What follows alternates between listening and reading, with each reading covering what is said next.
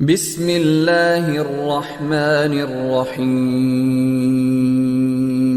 مفتی طارق مسعود کے بیانات سننے کے لیے کاوش ٹی وی کو سبسکرائب کریں۔ نحمده ونصلي على رسوله الكريم اما بعد فاعوذ بالله من الشيطان الرجيم بسم الله الرحمن الرحيم وما خلقت الجن والانس الا ليعبدون تبارك الذي بيده الملك وهو على كل شيء قدير الذي خلق الموت والحياة ليبلوكم أيكم أحسن عملا۔ قرآن مجید کی آیتوں کا کچھ حصہ میں نے آپ کے سامنے پڑھا ہے۔ اللہ تعالیٰ سے دعا ہے اللہ تعالیٰ صحیح طرح سے بات کہنے کی، سننے کی، سمجھنے کی اور پھر عمل کی توفیق عطا فرمائے۔ جاپان میں میرا یہ پہلا سفر ہے۔ بہت سے لوگ اپریشیٹ کر رہے ہیں، بڑی نوازش، لیکن کچھ مخالفت میں مضامین بھی آ رہے ہیں۔ آج جب آپ کی مسجد میں بیان کے لیے میں آ رہا تھا، ایک صحافی کا مضمون میری نظر سے گزرا جو میرے خلاف لکھا تھا، کیونکہ وہ لوگوں کے دلوں کی آواز ہے اور بھی لوگوں کے دماغ میں وہ سوال آ سکتا ہے، تو میں نے سوچا کہ میں آج اسی پہ بیان کروں گا۔ سوال یہ تھا، ان کا اعتراض یہ تھا کہ مجھ سے پہلے یہاں ایک کے پی کے بڑے عالم ہیں، شیخ ادریس صاحب دامت برکاتہم، وہ آئے تھے۔ اب میں آیا تو صحافی نے یہ اعتراض کیا کہ جاپان کے لوگوں کو کیا اب پاکستانی آ کے سکھائیں گے کہ کیا کرنا چاہیے اور کیا بولیں؟ جملہ مکمل کرنا پڑے گا آپ کو، نہیں کرنا چاہیے، یہ سکھائیں گے؟ یہ حد ہوتی ہے بدتمیزی کی، معذرت کے ساتھ بدتمیزی کی حد ہے نا، کہ وہ پسماندہ ملک جو خود اپنے آپ کو ٹھیک نہیں کر سکے، میں ان کے اعتراض کا حاصل بتا رہا ہوں۔ کافی لمبا مضمون لکھا انہوں نے، نام نہیں بتاؤں گا ورنہ سب پڑھنا شروع کر دیں گے، مشہور ہو جائیں گے وہ۔ مضمون یہ لکھا جس کا پورا لمبا چوڑا مضمون کا خلاصہ یہ ہے کہ یہ آ کے ہمیں کیا کریں گے؟ جاپانیوں کو، کیونکہ نیوز چلی نا کہ مفتی صاحب جاپان میں تبلیغ اسلام کے لیے، تو انہوں نے کہا ان کو اسلام سکھاؤ گے یہ جاپانی قوم کو؟ یہ تو پہلے کامیاب لوگ ہیں، کچھ کامیاب لوگوں کو تھوڑی سکھایا جاتا ہے، سکھایا ناکام لوگوں کو جاتا ہے، جو ہم جیسے غریب ملک کے رہنے والے، ناکام، سیاست میں بھی ناکام، ترقی میں بھی ناکام۔ انگریز جو پٹریاں ٹریک بچھا کے ٹرین کی چلا گیا تھا، اس کی ریپیئرنگ ہم سے نہیں ہو رہی، اور ہم آ کے ان کو کیا سکھا رہے ہیں؟ کامیابی سکھا رہے ہیں، سکسیس، کامیابی۔ آؤ ہم بتاتے ہیں کامیابی کسے کہتے ہیں۔ اتنا اچھا مضمون تو انہوں نے بھی نہیں لکھا ہوگا جتنا میں نے کر دیا ان کا حاصل یہ ہے صحافی صاحب۔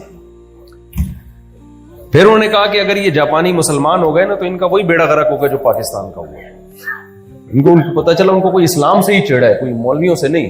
ہمارے یہاں تین طرح کے طبقے ہیں نا، کچھ تو جو علماء سے محبت کرتے ہیں، کچھ جن کو اسلام سے ہی چڑھا ہے، کچھ جن کو اسلام سے نہیں لیکن مولویوں سے بڑی چڑھا ہے۔ وہ کہتے ہیں ہم دین سیکھیں گے تو ڈاکٹر سے سیکھیں گے، مولانا اسے ہم نے دین، جملہ دیکھیں کمپلیٹ کرنا پڑے گا آپ کو۔ جو ہے میرے ساتھ چلتے رہیں گے تو میں بولتا رہوں گا، اگر چپ بیٹھے رہے تو پھر یہ مزے والی بات نہیں ہوگی۔ ہاں، کچھ لوگوں کو مولاناؤں سے چڑ ہو گئی ہے، کہتے ہیں دین سیکھنا ہے، اگر سیکھنا ہے تو مولانا لوگوں سے نہیں سیکھنا، ہمیں پڑھے لکھے لوگوں سے سیکھنا ہے، ڈاکٹرز، انجینئرز، پروفیسر یونیورسٹیوں کے، لمس یونیورسٹی، پنجاب یونیورسٹی کے پروفیسر صاحب ہمیں سکھائیں گے۔ یہ جو مولانا ٹائپ کے لوگ ہیں جن کی شلواریں ٹخنوں سے اوپر ہوتی ہیں، پگڑیاں، 4 شادیاں، 16 بچے، پرانے زمانے کے دقیانوس قسم کی سوچ ان کی، ان لوگوں سے ہم نے دین اور مذہب نہیں سیکھا۔ ہاں، بعض لوگوں کی سوچ ہے یہ، اب تو بہت سے لوگوں کی ہوگی۔ اچھا، اس ٹاپک کو تو میں آج لے کے زیادہ نہیں چلوں گا کہ کس سے سیکھنا ہے کس سے نہیں سیکھنا، وہ لمبا خود ایک ٹاپک ہے، لیکن اتنی بات بتا دوں۔ پھر ان کے پاس رپورٹیں بھی ہوتی ہیں، فلاں مولوی ایسا، فلاں مولوی ایسا، تو وہ بار بار ایک چھوٹی سی بات میں کرتا ہوں۔ دیکھو، ہر چیز اس کے اہل سے سیکھی جاتی ہے۔ علاج ڈاکٹروں سے ہی کرایا جائے گا۔ اگر ڈاکٹر 2 نمبر بھی ہو نا تو 1 نمبر ڈاکٹر تلاش کیے جاتے ہیں۔ ایسا نہیں ہوتا کہ ڈاکٹر 2 نمبر ہو گئے ہیں تو اب قصائیوں سے آپ آپریشن کروانا شروع کر دو۔ ایسا ہوتا ہے کبھی کہ ڈاکٹر چونکہ 2 نمبر ہیں لہذا قصائی جو ہے اس نے کلینک کھول کے تجربہ حاصل کر لیا تو اب ہم علاج آپریشن کس سے کروائیں گے؟ قصائی سے. یہ نہیں ہوتا. تو دین علماء ہی سے سیکھا جاتا ہے. ہاں عوام بھی دین کا کام کر سکتی ہے علماء سے سیکھ کے. اور دنیا میں کوئی طبقہ 100% 1 نمبر ہوتا نہیں ہے سوائے پیغمبروں کے اور صحابہ کے جو نبی پر ایمان لے کر آئے. باقی 100% کوئی 1 نمبر ہو نہیں سکتا ہے. تو مولانا کہاں سے 100% 1 نمبر ہو سکتے ہیں؟ سارے مولانا یعنی آپ لوگ کہتے ہیں نا جاپانی 1 نمبر ہوتے ہیں, تو آپ کا کیا خیال ہے 100% جاپانی 1 نمبر ہیں؟ یہاں میں تو لوگوں سے ملا ہوں, انہوں نے اتنی بڑی بڑی باز جاپانیوں نے ٹوپیاں کرائی ہیں کہ پاکستانی تو اس کا تصور نہیں کر سکتا, کیونکہ جب جاپانی 1 نمبر ہوتا ہے تو ٹوپی کرانے میں بھی وہ کیا ہوگا؟ 1 نمبر. وہ بڑی تمیز سے ٹوپی, وہ ہماری طرح چپل تھوڑی چوری کرے گا مسجد سے, وہ ہماری طرح مسجد سے چپل نہیں چوری کرے گا. اس سے جاپان کا نام بدنام ہوتا ہے, سمجھ رہے ہیں؟ وہ کرے گا تو پھر خاندانی ٹوپی کرے گا. امریکہ کو دیکھ لو, بڑی تمیز کے لوگ ہوتے ہیں ماشاءاللہ, اور ہیومن رائٹس کی بڑی باتیں ہوتی ہیں, لیکن جب وہ لوگ 2 نمبری کرتے ہیں تو چھوٹی موٹی 2 نمبریاں نہیں کرتے. وہ عراق پر بم برساتے ہیں. وہ یہ نہیں ہوتا کہ چھوٹا موٹا انہوں نے یہاں سے چوری. ہمارے محلے میں ایک چور تھا, میں نے اس نے مجھ سے 8,000 روپے قرضہ لیا اور واپس کر دیا. میں حیران ہوا کہ اس کے بارے میں تو رپورٹیں مشہور ہیں کہ 2 نمبر آدمی ہے, 8,000 لے کے واپس کیسے کر دیے. میں نے اس سے پوچھا, کہتے ہیں مولوی صاحب ہم یہ چھوٹے موٹے پیسے کسی کے غصب نہیں کرتے, یہ 8,000 یہ دو واپس. تو بھائی جب جاپان میں بھی 2 نمبر لوگ ہو سکتے ہیں تو مولاناؤں میں بھی ہو سکتے ہیں. تو اب یہ کہ وہ فلانا مولوی ایسا تو فلانا ایسا تو فلانا ایسا لہذا سارے مولوی غلط ہو گئے, یہ نہیں ہو سکتا. کیونکہ نبی صلی اللہ علیہ وسلم آخری نبی ہیں. نبی نے فرمایا انا قاسم, میں اللہ کا علم تقسیم کرنے والا ہوں جو اللہ نے مجھے دیا, واللہ هو المعطی, اور اللہ دینے والے. تو نبی نے صحابہ کو علم دیا, صحابہ نے تابعین کو, تابعین نے تبع تابعین کو, سینہ بسینہ یہ علم آج تک چلا آ رہا ہے دینی مدرسوں میں. تو مدرسوں میں 2 نمبر بھی ہوں گے لیکن 1 نمبر بھی ہوں گے. رہا یہ مسئلہ کہ یہ پڑھے لکھے نہیں ہوتے اور ڈاکٹر پڑھے لکھے ہوتے ہیں, لہذا ہم نے دین ان سے سیکھنا ہے. یا انجینئر یا پروفیسر جو یونیورسٹیوں میں جن کا یہ ٹاپک نہیں ہے مذہب, وہ پڑھے لکھے ہوتے ہیں, اور مولانا لوگ چونکہ پڑھے لکھے نہیں ہوتے اس لیے ہم نے ان سے دین نہیں سیکھنا. تو یہ بات خوب اچھی طرح سمجھ لیں کہ پڑھا لکھا کی ڈیفینیشن کیا ہے. جو جس فیلڈ کا ماہر ہوتا ہے نا, اس میں اگر وہ پڑھا لکھا ہے تو وہ اس فیلڈ میں پڑھا لکھا کہلاتا ہے. دیکھو ایک ڈاکٹر ہے, اگر اس کو انگلش بولنا نہیں آتی ہے لیکن پڑھا لکھا ہے, وہ ترکی میں تو ڈاکٹر میں سے کسی کو بھی انگلش نہیں آتی. ہمارے ریلیٹو ہیں, رشتہ دار ہیں ترکی میں, ڈاکٹر ہیں, بڑے بڑے ڈاکٹر ہیں, انگلش کا ایک لفظ نہیں آتا. کیا آپ ان کو جاہل کہو گے؟ آپ یہ سوچ کے ان سے علاج نہیں کراؤ گے کہ یہ پڑھے لکھے نہیں ہے. او بھائی وہ اپنی فیلڈ کے ماہر ہیں. اب آپ کہو چونکہ میں نے گردے کا علاج کرنا ہے تو اس کو انگلش نہیں آتی, تو بھائی کیا گردے کو انگلش آتی ہے جو اس کی بات سمجھے گا؟ تو وہ ترکی زبان میں نسخہ لکھ دے گا, آپ اس کی ٹرانسلیشن کروا لو. جب پاکستان آتے ہو گوگل پہ پڑھی ہوئی ہے لکھو, وہ خود ہی لکھ کے بتا دے گا جی کیا لکھا ہے اس نے. تو کچھ چیزیں پروپیگنڈے کا اثر ہے جس سے ہمارا دماغ کیا ہو چکا ہے, متاثر. اسی طرح لباس دیکھ کے لوگوں کو وحشت ہوتی ہے مولانا لوگوں کی, کہ ان کا لباس پڑھے لکھے والے لوگوں والا لباس, تو شلوار قمیض میں ایسا لگتا ہے چندہ مانگنے آئے ہوئے. ابھی مولوی صاحب مجھے کہہ رہے تھے چندہ بھی کر دیں. میں نے کہا بھائی میں نے چندہ کیا نا تو پھر میرے لیے پورے جاپان میں سروائیو کرنا مشکل ہو جائے گا. ہر مسجد والے کہیں گے ہمارے لیے چندہ. میں کس کو منع کیسے کروں گا کسی کو؟ وہ کہیں گے ادھر اعلان کر دیا تھا ادھر اعلان نہیں کیا. تو اس لیے چندے کا ٹاپک ہی نہیں رکھنا. بہت معذرت مولوی صاحب, بہت معذرت, سب مولاناؤں سے معذرت کر رہا ہوں. ٹھیک ہے کہ بھائی چندے کا ٹاپک ہی کیا کرو, ختم.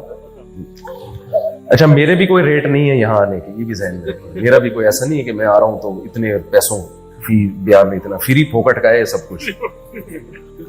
تو کسی نے مجھے کہا کہ مولوی صاحب ایک بیان کے پیسے رکھا کریں. ابھی آتے ہوئے کوئی ترغیب دے رہے تھے. میں نے کہا بھائی کیوں رکھیں, یہ تو غلط ہے. ایک طرف ہم کہیں کہ یار یہ جو اس پہ اجر ملے گا آخرت کے لیے, تو میں اگر اس پہ پیسے رکھنا, مجھے تو مل جائیں گے پیسے, یہ بتا دوں میں. ابھی مجھے تو لوگ بلا رہے ہیں, ابھی تو میں 1 لاکھ روپے 2 لاکھ روپے بھی ایک بیان کے رکھوں نہ, دے دیں گے لوگ, لیکن پیسے ملیں گے پھر ثواب نہیں ملے گا. دعوت میں جان ختم ہو جائے گی. ارشاد بھائی نے جب مجھے انویٹیشن بھیجی نا کہ میں آنے جانے کا ٹکٹ دے دوں گا, میں نے کہا آپ نہیں دیں, ویزا لگوا دیں, میں اپنے خرچے پہ آؤں گا انشاءاللہ. وہ تو انہوں نے کرنے نہیں دیا, لیکن میری نیت یہ تھی. میں کوئی بہت نیک آدمی نہیں ہوں, لیکن بتانے کا مقصد یہ ہے کہ ہم جو پھر رہے ہیں, گھوم رہے ہیں, تو بھائی اس میں ہمارا دنیا کا ذاتی کوئی فائدہ نہیں ہے. لباس ہر قوم کا اپنا ہوتا ہے, لباس کی بات کر رہا تھا نا, ہر قوم کا اپنا کلچر ہوتا ہے. تو مولاناؤں کا بھی ایک کلچر ہے, چلنے دو بیچارے پگڑی باندھتے ہیں, شلوار قمیص پہنتے ہیں, ان کو یہ اچھا لگتا ہے. آپ پینٹ شرٹ پہنو, کبھی مولانا نے کہا کہ یہ پتلون اتار کے تم بھی پجامہ پہنو, کبھی کہا آپ کو کسی بیان میں؟ تو آپ کو ایک کلچر پسند ہے, اس کو فالو کرو, ہمیں ایک کلچر پسند ہے, اس کو فالو کریں. اس سے کیا فرق پڑتا ہے؟ ان چیزوں سے کبھی بھی کسی سے دور نہیں بھاگا جاتا. بات سنو کہ مولانا بیچارہ بات کیا کہہ رہا ہے, بات صحیح کر رہا ہے تو اس کو فالو کرنا پڑے گا. بات غلط کر رہا ہے تو بھائی کوئی کتنا پڑھا لکھا بھی بات غلط کر رہا ہے تو اس کو فالو نہیں کرنا. تو خیر یہ تو وہ بات تھی. اب میں اپن اصل بات کی طرف آتا ہوں کہ کچھ لوگوں کو تو مولاناؤں سے ہی چھڑ ہے نا, وہ تو اب قصہ ختم. اب ہم اگلے اس کی طرف آتے ہیں. کچھ لوگوں کو اسلام سے چڑ ہے. تو جن صحافی نے میرے خلاف یا یہاں کوئی بھی اسکالرز آتے ہیں ان کے خلاف مضمون لکھا, بھی تو لیٹسٹ میں آیا ہوں تو پورا میرے اوپر ہی میرا خیال ہے چسپاں کیا انہوں نے. ان کا کہنا یہ تھا کہ جب یہ جاپانی لوگ اتنے کامیاب لوگ ہیں, اتنے پڑھے لکھے, ایجوکیٹڈ, اتنی تمیز والی زندگی ان کو گزر رہی ہے, تو کیا ضرورت ہے ایک پسماندہ ملکوں سے غربت مہنگائی کے ڈسے ہوئے لوگ آ کے ان کو تبلیغ کر رہے ہیں کس کی؟ اسلام کی. اور بزبان حال کہہ رہے ہیں خود تو ڈوبے ہیں صنم, تم کو بھی لے ڈوبیں گے. خود بھی مرے ہوئے, ان کو بھی آگے مروائیں گے, برباد کر دیں گے ان کو جینے دو بھائی, خدا کے لیے ان کو لائف کو انجوائے کرنے دو. یہ بڑا ترقی یافتہ ملک ہے, ان کو ان دقیانوسی باتوں کی ضرورت نہیں ہے. اس سلسلے میں حاضر ہوا ہوں آپ کے پاس. سمجھ میں آ رہی ہے بات؟ وہ ایک آدمی کی شادی ہوئی نا, بیوی کے پاس گیا, دلہن سے بات سمجھ میں نہیں آ رہی. یہ لطیفہ بہت پرانا ہو چکا ہے, لوگ سن کے بیزار ہو گئے, لیکن مجھے مزہ بہت آتا ہے اس لطیفے کو. بہت پرانا ہو گیا, لوگ سن کے بیزار ہو گئے. دلہن سے بات شروع کیسے کروں سمجھ میں نہیں آ رہا تھا. بعض لوگ بڑے تہذیب یافتہ ہوتے ہیں, انہوں نے کہا دلہن سے بات چیت کا آغاز کیسے کروں نا. تو دلہن سے کہا کہ میری کل آپ سے شادی ہوئی تھی, اس سلسلے میں حاضر ہوا. تو میں جو جس سلسلے میں جاپان حاضر ہوا ہوں نا, وہ سلسلہ یہ ہے کہ لوگ یہ کہتے ہیں کہ جاپان جب اتنا ترقی یافتہ ہے تو ان کو دین اور مذہب کی, اللہ رسول کی کیا ضرورت ہے؟ مولوی آ کے ان کو اللہ رسول کیوں سکھا رہے ہیں؟ بلکہ تم ان سے سیکھو کہ کامیابی کیا ہوتی ہے, ان سے سیکھو. تو اس سلسلے میں حاضر ہوا ہوں آپ کے پاس, اور آج اسی سلسلے میں آپ کے سامنے چند باتیں پیش کروں گا. پہلی بات تو میں آپ کے سامنے یہ پیش کروں گا کہ میرے بھائی, جس چیز کو آپ کامیابی سمجھ رہے ہیں وہ کامیابی نہیں ہے. سب سے بڑا ٹیکنیکل فالٹ ہی ہے, یہ ہے ہی نہیں کامیابی. یہ سفر کو تھوڑا سا یوں سمجھیں کہ اچھا بنا دیا, خوشگوار سفر ہے. جاپان کا سفر خوشگوار ہے. پاکستان میں جو ہم زندگی ایک مسافر خانہ ہے, ایک سفر ہے, وہ ذرا ٹینشن میں ہم سفر کرتے ہیں. ہر وقت منزل پہ پہنچنے کا خطرہ ہوتا ہے کہ جلدی پہنچ جائیں گے ہم, ٹھیک ہے, یہ خطرہ میں ہر وقت وہاں ہوتا ہے. یہاں تھوڑا 80-85 سال لگ جاتے ہیں منزل تک پہنچنے میں, وہاں جلدی ہو جاتے ہیں منزل. تو پہلی بات تو میرے بھائی, جس چیز کو آپ کامیابی سمجھ رہے ہو قطعاً وہ کامیابی نہیں ہے.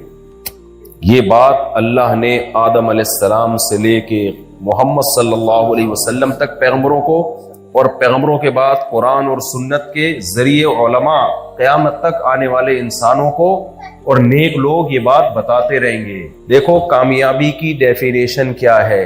کامیاب اسے کہتے ہیں جو منزل تک پہنچ جائے, جو منزل تک نہ پہنچ سکے وہ کامیاب نہیں. آپ کو جاپان بھیجا گیا پیسہ کمانے کے لیے, یہاں آپ کی منزل ہے پیسہ کمانا. آپ اگر پیسہ نہیں کمایا تو آپ کامیاب کہلاؤ گے کہ ناکام کہلاؤ گے؟ ناکام کہلاؤ گے. لیکن آپ اپنی ویڈیو بنا کے بھیج رہے ہو کہ میں چپلی کباب کھا رہا ہوں جاپان میں کامیاب ہوں, میں یہاں گرل فرینڈ کو لے کے گھوم رہا ہوں, میں کامیاب ہوں, میں یہاں پی رہا ہوں, میں کیا ہوں؟ کامیاب. میں لائف کو انجوائے کر رہا ہوں, میں کیا ہوں؟ کامیاب. ابا پوچھیں گے بیٹا جس کام کے لیے تجھے بھیجا تھا, پڑھائی کے لیے بھیجا تھا, پیسہ کمانے کے لیے بھیجا تھا, وہ کما رہا ہے یا میرا ہی دیا ہوا پیسہ اڑا رہا ہے شراب کباب میں؟ آپ کہیں گے ابا کیا باتیں کر رہے ہو, کامیابی اسے کہتے ہیں لائف میں خوشیاں ہوں. دیکھو خوشیاں ہیں نا, آپ وہاں چپلی کباب کھا سکتے ہو, کھاؤ گے تو ہضم کر سکتے ہو. میں یہاں چپلی کباب کھاتا ہوں اور یہاں ہضم, کیونکہ جاپان میں چپلی کباب کے ہوٹل کھل گئے ہیں. میں نے 20 سال پہلے یہ پیشگوئی کی تھی اپنے بیان میں کہ ہمارا ماشاءاللہ KPK اور کوئٹہ سے پشتو اسپیکنگ بہت آ رہے ہیں جاپان, اور ان کی نسل بھی بہت بڑھ رہی ہے. تو جاپان میں چپلی کباب کے ہوٹل کھلیں گے, آج کھل گئے. تو میں نے تو وہاں جا کے ولاگ بنانا ہے, مجھے ٹائم ہی نہیں مل رہا کہ دیکھو یہ چپلی کباب میں نے 20 سال پہلے بیان میں پیش گوئی کی تھی, کیونکہ گروتھ ریشو جس قوم کا بڑھتا ہے نا, کلچر اسی کا آتا ہے. تو نسوار کی بھی پیش گوئی کی تھی اور چپلی کباب کی, دونوں چیزیں ہو گئی الحمدللہ.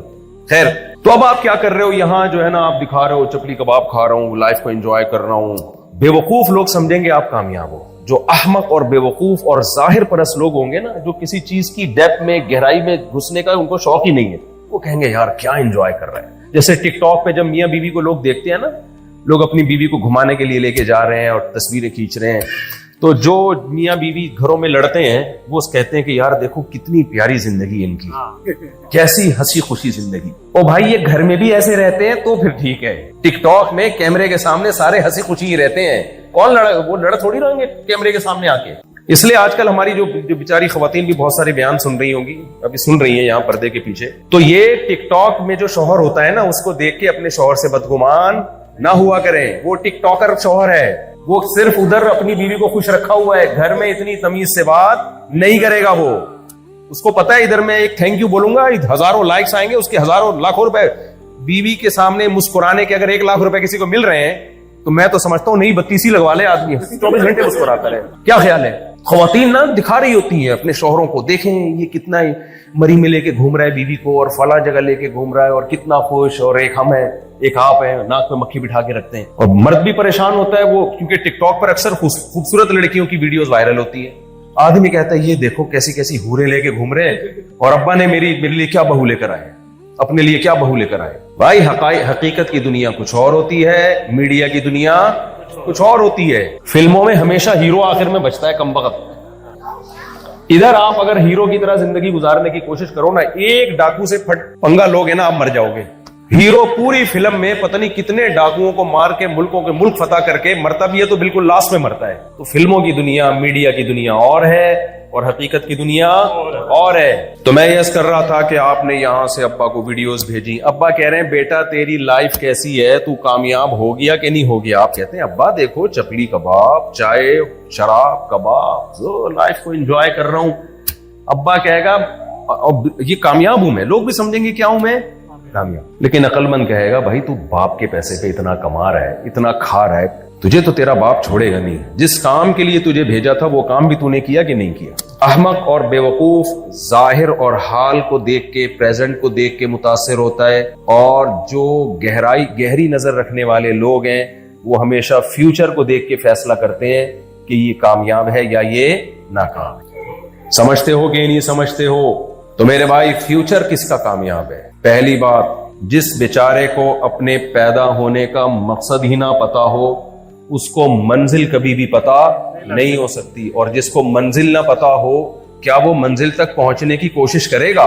اور جو منزل تک پہنچنے کی کوشش ہی نہیں کرے گا کیا وہ منزل تک پہنچے گا؟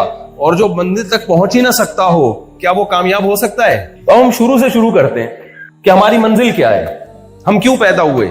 آپ دنیا میں جتنی کامیاب قومیں سمجھی جاتی ہیں نا, جتنی کامیاب قومیں یا کامیاب لوگ سمجھے جاتے ہیں, آپ ان سے پوچھو کہ آپ دنیا میں کیوں آئے, ان کے پاس اس سوال کا جواب بولو نہیں ہو. کیوں نہیں ہے؟ آپ کہیں یار ان کے پاس تو ہر سوال کا جواب ہے, ہر سوال کا جواب ہے. دنیا میں جتنے بڑے بڑے فلاسفر ہیں, اسکالرز ہیں, ان کے پاس دنیا کے ہر سوال کا جواب ہے. آپ پیسہ کمانے کا طریقہ پوچھیں, گوگل پہ لکھیں, آ جائے گا. آئے گا کہ نہیں آئے گا؟ کوئی نہ کوئی ماہر ہوگا جو طریقہ بتا رہا ہوگا. آج کسی نے بتایا ایک بڑا زبردست پیسہ کمانے کا طریقہ. جو موٹیویشنل اسپیکر ہوتے ہیں نا, ان سے بھی تھوڑا سا ہوشیار رہا کریں. یہ پیسے کمانے کے طریقے بتا کے پیسہ کما رہے ہوتے ہیں. تو وہ ایک نے اکاؤنٹ بنایا اپنا, اور اس نے لوگوں سے کہا کہ میں آپ کو پیسہ کمانے کا طریقہ بتاتا ہوں صرف $2 میں. آپ لوگ $2 بھیج دیں مجھے اس اکاؤنٹ میں, اور میں پھر ایک پورا تحریر ہے میرے پاس, وہ میں آپ کے پاس بھیج دوں گا. اب $2 لوگوں کے لیے اتنے مشکل نہیں تھے. لوگوں نے کہا ٹرائی کر لیتے ہیں. اس طرح سے کروڑوں روپے اس کے پاس آ گئے. تو اس نے ایک بیان دیا, اس نے کہا یہ ہے پیسہ کمانے کا طریقہ. شارٹ میں کروڑوں روپے ایسے ہی کمائے جا سکتے ہیں. کیا کچھ نہیں بنا لیا انہوں نے. بھائی یہ جو سوال ہے نا کہ ہم کیوں بنے, یہ انسان اس کا جواب نہیں دے سکتا. یہ سوال انسانوں سے پوچھا نہیں جائے گا. یہ اس کا جواب وہ دے گا جس نے ہمیں بنایا ہے, اور بنانے والے کو لوگ لفٹ کرانے کے لیے تیار نہیں ہے. وہ پوچھنے کے لیے تیار نہیں ہے کہ کس نے بنایا, کیوں دنیا میں آئے, کیا مقصد ہے ہمارا. اور ہمارا انجام کیا ہوگا, ہمیں بھیجا کیوں گیا, ان سوالوں پہ انسانیت غور کرنے کے لیے تیار نہیں ہے. پیدا ہو رہے ہیں, کھا پی کے ترقی کر کے مر کے ختم ہو رہے ہیں, اسی میں تو زندگی گزر رہی ہے. اس لیے اللہ تعالیٰ نے 1,00,000 سے زیادہ پیغمبروں کو بھیجا اور ان پر آسمانی کتابیں نازل کی. ان کتابوں کے برحق ہونے کے دلائل کے انبار لگا دیے. قرآن نازل کیا آخر میں, اور اس کے برحق ہونے کے دلائل کے انبار لگا دیے. یعنی قرآن کا یہ کمال ہے کہ وہ یہ بھی بتاتا ہے کہ یہ کائنات کسی نے بنائی ہے, یہ بھی بتاتا ہے کہ کیوں بنائی ہے, یہ بھی بتاتا ہے کہ تمہیں کیوں بنایا گیا, یہ بھی بتاتا ہے کہ میں واقعی اللہ کا کلام ہوں. ان ساری باتوں کے جواب ایک ہی کتاب میں آپ کو دلائل کے ساتھ ملیں گے. تو جس نے ہمیں بنایا ہے نا میرے بھائی, جب تک آپ اس سے نہیں پوچھیں گے ہم کیوں بنے ہیں, اس وقت تک آپ کو آپ کی منزل سمجھ میں نہیں آئے گی. جس کام کے لیے بنے ہو اس کو تو فوکس کر نہیں رہے. آپ کیا کر لو گے, آپ 1000 کلومیٹر یا 500 کلومیٹر ٹرین میں سفر کر کے, اس سے یہ ہوگا کہ جو سفر آپ کا 8 گھنٹے میں ہوتا وہ آپ کا 1 گھنٹے میں ہو جائے گا. اس سے زیادہ آپ کو کچھ بھی حاصل, بولتے کیوں نہیں بھائی, نہیں ہوگا. آپ پہلے 60 سال میں مر جاتے تھے, 32 سال میں مرو گے. اس سے زیادہ آپ کو کوئی کامیابی ترقی کر کے حاصل ہونے والی نہیں ہے. پہلے آپ جو تھے وہ کہیں ہڈی ٹوٹ جاتی تو جڑتی نہیں تھی, اب جڑ جاتی ہے. مصنوعی ٹانگیں لگ جاتی ہیں. تو پہلے لگڑے ہو کے زندگی گزارتے تھے 10-20 سال, اب ٹانگوں پہ 10-20 سال گزار لو گے. اس سے زیادہ حاصل ہونے والا اس ترقی سے کچھ بھی بولو نہیں ہے. بلکہ اب تو اور کچھ چیزیں تو سائیڈ افیکٹ بھی ہیں. میں تو ابھی بلوچستان سے ہو کر آیا ہوں میں اس سفر سے پہلے. میں نے وہاں پسماندہ علاقوں میں لوگوں کی 99-100 سال عمر دیکھی جن کے پاس ترقی کا نام و نشان نہیں ہے. ابے میں نے کہا یہ ہم سے اچھے ہیں یار, نہ کچھ کھا رہے ہیں نہ کچھ پہن رہے ہیں, عمریں کتنی ہیں, لائف کو انجوائے کر رہے ہیں. ابھی میں ایک شخص سے مل کر آیا, اس نے کہا میرے والد کا بھی 99 سال کی عمر میں انتقال ہوا, بلوچستان کے پسماندہ علاقے میں, ترقی اور تعلیم سے دور. میں نے کہا بھائی صاحب کیا کھاتے تھے؟ انہوں نے کہا بکریاں ہوتی ہیں یہاں پہ, اور اگتا تو کچھ نہیں ہے سوائے گندم کے. تو گندم اور بکری, اسی بکری کا گھی, اسی بکری کا دودھ, اسی بکری کا مکھن, اس پہ نکال دیا کتنے سال, 99. میں نے کہا وہ وٹامن سی کدھر گیا بھائی؟ ڈاکٹر تو کہتے ہیں روزانہ ہمیں اتنی کوانٹٹی میں کیا چاہیے, وٹامن سی چاہیے, اتنا آئرن چاہیے, اتنا پوٹاشیم چاہیے, اتنا میگنیشیم چاہیے, اتنا فلانا چاہیے, یہ چاہیے, وہ چاہیے, حفاظتی کے چاہیے, پتہ نہیں کیا کیا چاہیے. تو کہاں گیا بھائی وہ؟ کچھ بھی نہیں. اس کو ستو چاہیے, اس کو بکری کا دودھ چاہیے, نکال لیا 99 سال. اس سے وہ بندہ جو 50 سال میں ترقی یافتہ ملک میں مر جاتا ہے, اس سے تو میرا خیال ہے وہ 100 سال والا جو پہاڑوں میں رہ کے کامیاب زندگی گزار لیتا ہے وہ زیادہ اچھا ہے کہ نہیں ہے؟ تو اتنا زیادہ اس ترقی کو فری کرانے کی ضرورت نہیں ہے. میں یہ نہیں کہہ رہا کہ آپ اور پسماندہ ہو جائیں, اسلام تو ترقی کا آپ سے زیادہ قائل ہے. لیکن میں سمجھ رہا ہوں جو ہمارے دماغوں میں بھوت سوار ہو گیا ہے نا, جس کو ہم نے کامیابی سمجھنا شروع کر دی ہے, اس تصور کو اپنے دماغ سے نکالیں. ترقی کا حکم تو اسلام بھی دیتا ہے, اس پر تو میرے بہت سارے بیانات ہیں. پسماندگی کا یا تنزل کا حکم نہیں دیتا اسلام. جب اسلام آیا تو ترقی تو اسی وقت شروع ہوئی ہے. لیکن یہ جو ترقی کو آپ نے ہدف بنا لیا ہے, مقصود بنا لیا ہے, کامیابی سمجھ بیٹھے ہو, یہ بہت بڑا ٹیکنیکل فالٹ ہے. یہ جاپان کے سائنسدان دور نہیں کریں گے, کیونکہ یہ فالٹ تو خود ان کے اپنے اندر موجود ہے. یہ ٹیکنیکل فالٹ اللہ اور قرآن دور کرے گا, پیغمبر دور کرتے ہیں, اور پیغمبر اسی ٹیکنیکل فالٹ کو دور کرنے کے لیے بھیجے جاتے ہیں. اور آج ہم بھی یہی ٹیکنیکل فالٹ نکالنے کے لیے جاپان میں آپ کے پاس آئے ہیں. سمجھ میں آ رہی ہے کہ نہیں آ رہی ہے؟ تو کوئی اتنا بڑا مسئلہ نہیں ہے. یہ مریں گے پھر بھی 100 سال بھی عمریں ہو جائیں نا, تو اس کے بعد کیا ہے, موت ہے آگے. نوح علیہ السلام 950 سال تبلیغ کر کے بالآخر کہاں چلے گئے؟ قبر میں. تو آپ نے کیا کیا ترقی سے؟ یہ کیا کہ آپ کراچی سے پشاور پہلے پہنچتے تھے 24 گھنٹے میں, اب پہنچ رہے ہو 12 گھنٹے میں. تو جب سب سے پہلا جو میرے اور آپ کے لیے ضروری سوال ہے نا, وہ سوال یہ کہ ہم کیوں بنے ہیں. جب تک اس سوال کا جواب ہم تلاش نہیں کریں گے اور اس کے مطابق اپنی لائف کو نہیں گزاریں گے, اس وقت تک کامیابی کا تصور آپ دماغ سے نکال دیں. وہ سوال یہ ہے. تو میں عرض کر رہا تھا کہ قرآن نے یہ بھی بتایا کہ تم خود نہیں بنے ہو, تمہیں کسی نے بنایا ہے. ہم ڈارون سے پوچھ رہے ہیں کہ ہم کیسے بنے.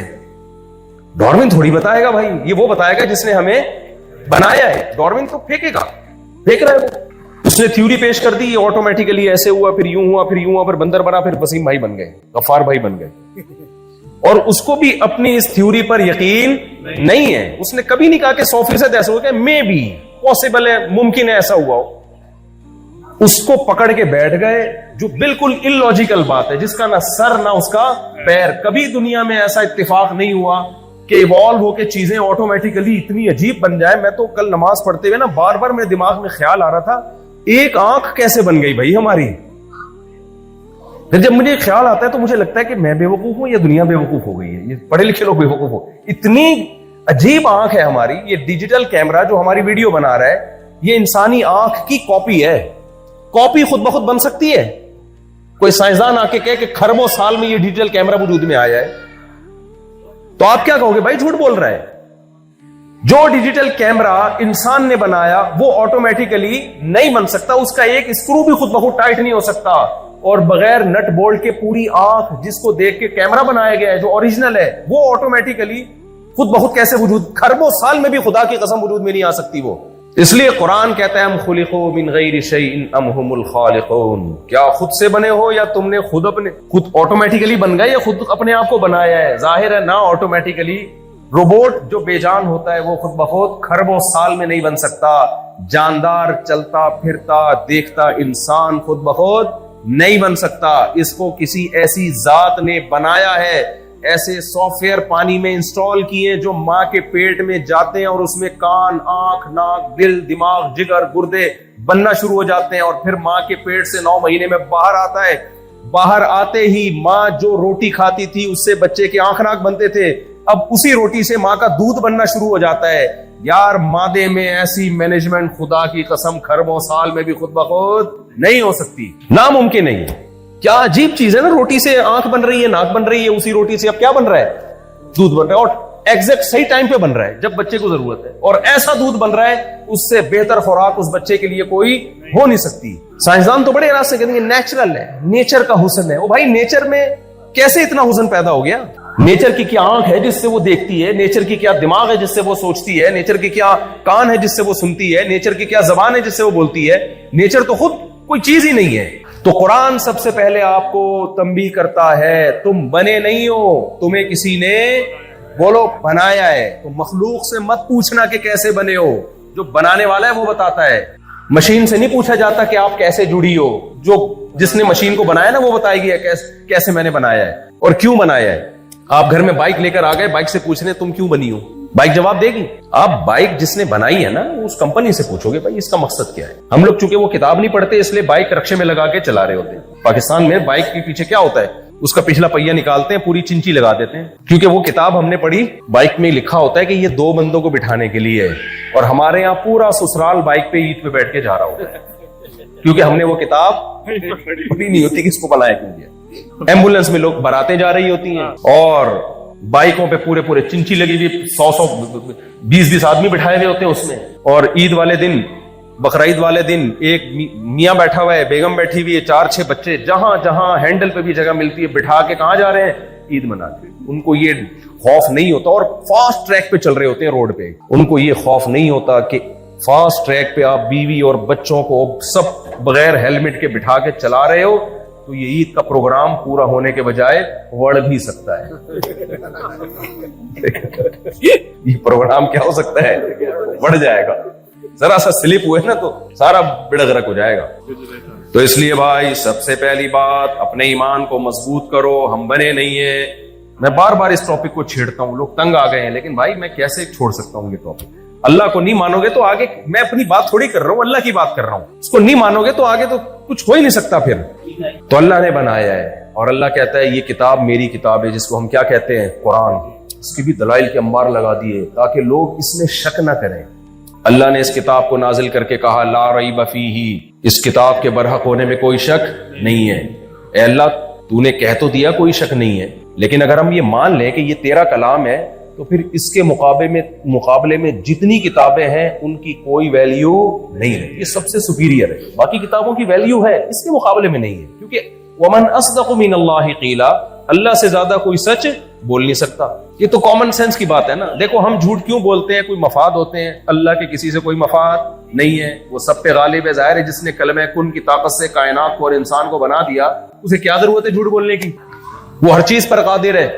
اس لیے بڑا اہم سوال ہے کہ یہ کتاب اللہ کی ہے بھی کہ نہیں ہے. اگر ہے تو بھائی پھر تو فنش, اس کے آگے اب کوئی دوسری بات ہو نہیں سکتی. تو اللہ نے دلائل کے انبار لگائے کہ یہ کتاب کس کی ہے, میری. پہلی بات 1400 سال پہلے یہ نازل ہوئی ہے.